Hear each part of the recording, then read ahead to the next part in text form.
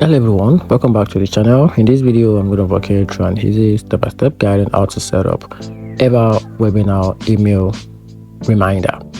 So here's a simple workaround for that. But before we get started, make sure you subscribe to the channel because it actually helps me out.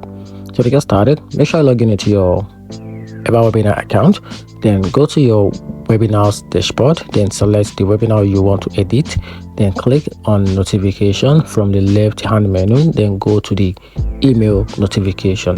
So choose the choose the reminder template you want, then before webinar or after webinar or replay, then edit the email content and schedule. For example, send 24 hours before, 1 hour before, or 15 minutes before.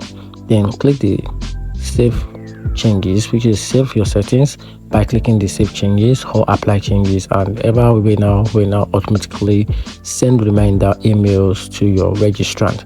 And that's how you can easily set up EverWebinar email reminder. Hope you find the video helpful. Turn on the notification button and subscribe for more.